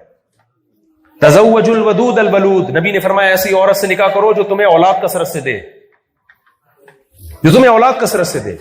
نسل کی کمی کو اسلام پسند نہیں کرتا, نسل بڑھانے کو اسلام کیا کرتا ہے؟ پسند. اگر آپ اسلام کو مانتے ہو تو فیملی پلاننگ والوں کے جتنے نعرے اٹھا کے آپ کو ڈسٹ بن میں پھینکنے پڑیں گے. بھائی خدا کے سامنے آپ کی کوئی حیثیت نہیں ہے. آتے ہیں لوگ افلاطون بن کے, آبادی بڑھ رہی ہے تو یوں ہو جائے گا, تو دیکھو جن ملکوں میں آبادی گھٹی ہے نا, اتنی ترقی کے باوجود بھی وہ فنا ہو رہے ہیں, ختم ہو رہے ہیں. وہ جاپان میں چپلی کباب کے ہوٹل کیوں؟ اگر جاپانیوں کی نسل بڑھ رہی ہوتی تو یہاں چپلی کباب کے ہم لوگ آتے ہیں یہاں پہ جاب کرنے کے لیے. آپ لوگ کو یہاں گھسنے دیتے یہ لوگ؟ کہتے بھائی تم دیسی لوگ ہو یار, یہاں کا ماحول خراب کر رہے ہو تم. تو اسلام نے پہلے سے حکم کیا دیا ہے؟ نسل روکنے کا, بڑھانے کا. پھر اسلام نے سب سے زیادہ ترجیح دی ہے رشتہ داری کو, خونی رشتوں کو. دوست پر اللہ نے بھائی کو کیا دی ہے؟ ترجیح دی ہے. سمجھتے نہیں ہو؟ گرل فرینڈ پر اللہ نے کس کو ترجیح دی ہے؟ منہ سے بول لے, کس کو؟ بیوی کو. گرل فرینڈ سے ہنس کے بات کرنے پر کوئی ثواب نہیں ملتا. گرل فرینڈ سے پوچھو گے تو وہ کہے گی کہ میرا بوائے فرینڈ بہت اچھا ہے, مجھ سے جب بات کرتا ہے مسکرا کے بات کرتا ہے. اللہ سے پوچھو گے تو اللہ کہے گا بہت برا ہے کہ جو اس کے لیے حلال نہیں اس سے فری ہونے کی کوشش کر رہا ہے. اور بیوی سے مسکرا کے بات کرو گے تو کیا ملے گا؟ ثواب ملے گا. ہمارے نبی صلی اللہ علیہ وسلم اپنی زوجہ سے کیسے محبت کا اظہار کیا؟ نبی صلی اللہ علیہ وسلم, حضرت عائشہ فرماتی ہیں میں برتن میں جس جگہ سے منہ لگا کے پانی پیتی تھی, پیغمبر کو جب پیالہ پکڑایا جاتا نا انہی جگہ اپنے ہونٹ مبارک رکھتے اور پانی پیتے. آج بیوی کے لیے ٹائم نہیں ہے. ہر عورت کو یہ اعتراض ہے کہ میرا میاں ادھر لگا ہوا ہے فون پہ, پتہ نہیں وسیم نام پہ کہ یہ وسیمہ ہے یا وسیم ہے, نام شکیل رکھا ہوا ہے نکلتی شکیلا ہے, وہ نام وحید رکھا ہوا ہوتا ہے, جب تحقیق میں جاؤ تو پتہ چلتا ہے تو وحیدہ ہے. میں بھی خواتین سے کہتا ہوں آپ کو بھی تو شوق تھا نا لبرل آزاد خیال آدمی کا, تو اب آزادی اسی کا نام ہے. آپ کو بھی تو دیندار رشتوں سے چڑ تھی نا, یہ تو نمازی پرہیزگار قسم کا یہ تو نہیں چاہیے ہمیں, تو ایڈوانس ماڈرن چاہیے. تو ماڈرن تو پھر مارکیٹ میں اسی ٹائپ کے ماڈرن مارکیٹ میں کیا کر رہے ہیں. اور ایک خاتون نے, جو ماڈرن خاتون ہے لیکن اس نے مضمون بڑا اچھا لکھا, فیس بک پہ کہیں مضمون تھا, ماڈرن خاتون ہے, اس نے ایک بات لکھی ہے, وہ ماڈرن مذہبی نہیں ہے. اس نے لکھا کہ کمبخت اگر شوہر ہینڈسم ہونا تو بڑا مسئلہ یہ ہے کہ اس کے چکر بہت ہوتے ہیں, کیونکہ جیسے آپ نے اس کو پسند کیا 20 لڑکیاں اور پسند کر رہی ہوتی ہیں, تو اس لیے جو ہینڈسم نہ ہو اسی سے شادی کیا کرو. یہ اس کی رائے تھی کہ جس کو تم ہی کسی طرح سے پسند کر لو, کسی اور کو وہ کسی بھی زاویے سے پسند بولو. یار یہ حالات ہو گئے. تو اللہ کی نظر میں بھائی جو چیز اچھی ہے نا اس کو کیا ماننا پڑے گا؟ اللہ کی نظر میں نکاح اچھا ہے. گرل فرینڈ بولو یہ رشتہ مانتی نہیں ہے, اسلام مانتا ہی نہیں ہے. اسلام اولاد کا قائل ہے, خاندان کا قائل ہے, رشتہ داری جوڑنے کا قائل ہے, اللہ کی عبادت کا قائل ہے. یہ چیز جاپانیوں میں آپ کو نظر نہیں ہے. جو ان کی خوبیاں ہیں وہ اسلام نہیں بتائی ہیں, وہ لے لو ان سے, بلکہ بولو بھائی ہم تو بھول چکے تھے, تم میں ہم نے آ کے یہ خوبیاں دیکھی تو ہمیں اسلام کی وہ خوبیاں یاد آ گئی. مثال کے طور پر مشہور ہے جاپانی جھوٹ نہیں بولتے, تو اللہ نے کیا کہا ہے؟ لعنت اللہ علی الکاذبین, جھوٹ بولنے والوں پر اللہ کی لعنت ہے. تو قرآن پہلے سے منع کر چکا ہے. آپ کہتے ہو جاپانی لوگ معاہدوں کی پابندی کرتے ہیں, قرآن پہلے 1400 سال کہہ چکا ہے کہ والذین هم لاماناتهم وعہدہم راعون, ایمان والے لوگ اپنی امانتوں اور معاہدوں کو پورا کرتے ہیں. ابو جندل کو نبی نے رضی اللہ عنہ کو واپس کر دیا مشرکین کے حوالے, اپنا بندہ پکڑ کے واپس کیا کیونکہ ایگریمنٹ ہو چکا تھا, تاکہ یہ انگلی نہ اٹھے کہ محمد صلی اللہ علیہ وسلم معاہدے کی پابندی نہیں کرتے. تو آپ نے جب یہاں رہنا ہے آپ نے اپنے کیریکٹر کو ان سے اچھا کر کے دکھانا ہے. ٹیکس کو آپ نے پابندی سے دینا ہے, لا کو آپ نے ان سے زیادہ فالو کرنا ہے. یہ لوگ کہیں کہ یار یہ واقعی اسلام کو فالو کرتے ہیں. ایسا نہ ہو کہ آپ باتیں اللہ رسول کی کر رہے ہو اور جب قانون کی بات آئے تو صبح شام قانون کی دھجیاں اڑا رہے ہو. اس سے آپ لوگوں کو اللہ کے راستے میں سے روکنے کا سبب اور ذریعہ بن جاؤ. وقت میرے پاس چونکہ محدود تھا, 10 بجے انہوں نے بتایا کہ بیان ختم کرنا ہے آپ نے, اور 10:11 ہو گئے, اس لیے میں اپنی بات کو بس سمیٹ کے ختم کرتا ہوں. مجھے پہلے بتاتے نا تو میں پھر اسی حساب سے چلا لیتا اس کو. مجھے بتایا گیا کہ ٹائم قیامت تک ہے آپ کے پاس, مجھے بتایا گیا. اچھا دعا کرتا ہوں. تو اللہ تعالیٰ سے دعا ہے اللہ ہمارے ایمان کی حفاظت فرمائے اور ہمیں اسلام کو دل سے لگانے کی توفیق عطا فرمائے. اپنے بچوں کو بھی تبلیغ میں اور علماء کے ساتھ اور دینی جو بھی دین کا کام کر رہے ہیں ان کے ساتھ جوڑا کریں, ان نسلوں کی حفاظت کریں اور رشتہ داری کو جوڑیں. یہاں پہ آپ سمجھتے ہو گے نہیں سمجھتے ہو, اس سے کیا ہوگا؟ ترقی تو آپ کو ویسے ہی مل گئی ہے, حکمران بھی یہاں کرپٹ نہیں ہے. جو چیز کمی ہے وہ آپ کی کمی کیا ہو جائے گی؟ پوری ہو جائے گی. Thanks for watching.